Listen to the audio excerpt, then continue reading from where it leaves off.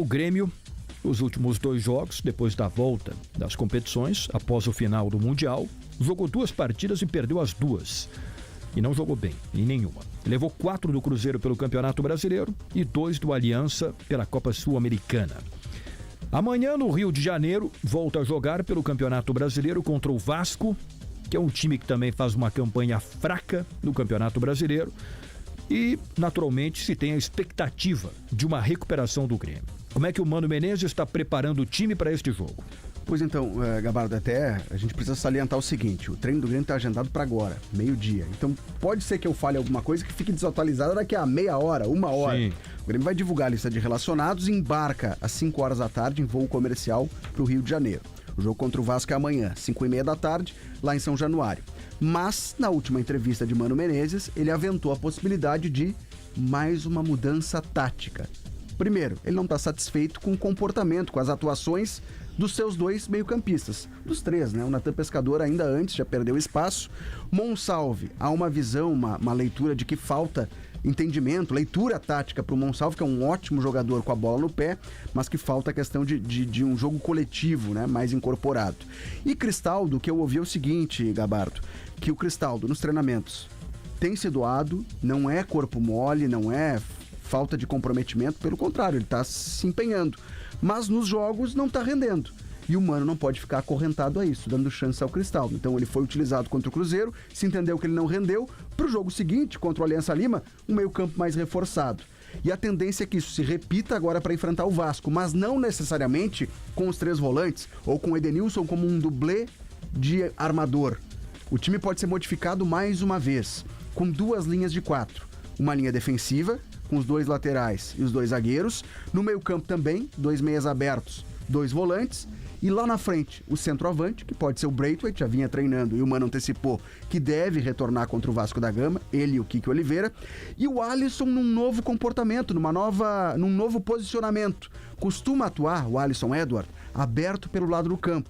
O Mano falou que treinou utilizando o Alisson mais próximo do centroavante, mais próximo do atacante. Então naquela figura do 4-4-2, os 2 lá da frente sendo Alisson e Braithwaite. Essa é a possibilidade. Isso foi treinado antes de enfrentar o Cruzeiro em Minas.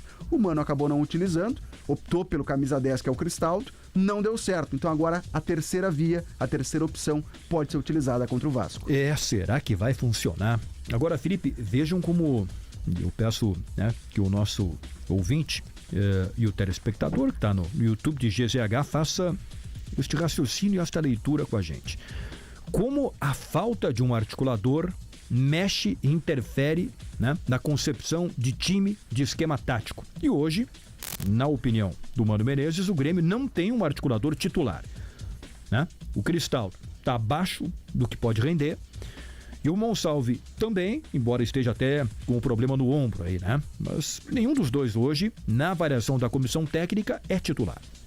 Bom, o que tem agora? Ou, como aconteceu lá no Peru, ou uma formação mais defensiva, como o Edenilson naquela função, ou uma alteração tática mexendo em tudo que o Grêmio vinha fazendo até agora.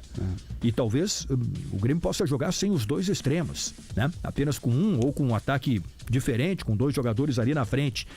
E aí vai ser algo, né, que o time não está acostumado, que não foi, embora tenha sido treinado, mas não foi treinado com frequência, não tem o hábito de jogar desta maneira. Então, eu acho que existe uma curiosidade muito grande para ver, afinal, o que o Mano Menezes vai decidir, vai definir em relação à escalação do Grêmio.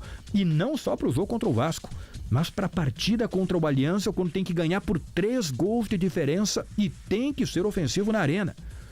Olha, são decisões extremamente importantes que o Mano tem pela frente, hein? Fica até difícil nesse momento eu fazer uma projeção de time, Gabardo, como disse na abertura do nosso programa. O treino está acontecendo agora e é o único treino antes da viagem para encarar o Vasco. Certamente tem jogador desgastado. E aí vou citar um deles aqui, o Kahneman. Pode ficar de fora desse jogo contra o Vasco. Sim. Pela sequência que teve contra o Cruzeiro, contra o Aliança Lima, com viagem longa. Ontem, por exemplo, teve jogador que dormiu o dia inteiro. O Grêmio voltou num voo fretado, é verdade, mas chegou em Porto Alegre às 9 da manhã. Não teve treino, não tiveram que se apresentar ao CT Luiz Carvalho. Então foi aquele dia mais pro cara ir pra casa, descansar, ficar com a família. Reapresentação aconteceu agora, ao meio-dia, e à tarde, às 5 horas, o Grêmio já viaja de novo. A delegação embarca pro Rio de Janeiro. Então, nessa conta toda, pode ter jogador desgastado, sim, e que pode ficar de fora do treino de hoje, consequentemente ficando de fora do jogo também. Negociações, Felipe. Pode ter alguma novidade aí? Centroavante, zagueiro, meia?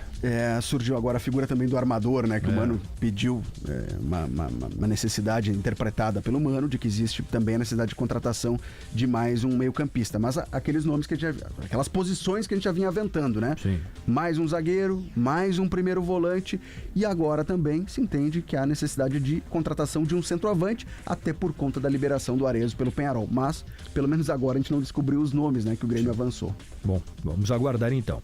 Daqui a pouco tem mais Grêmio com o Felipe Duarte.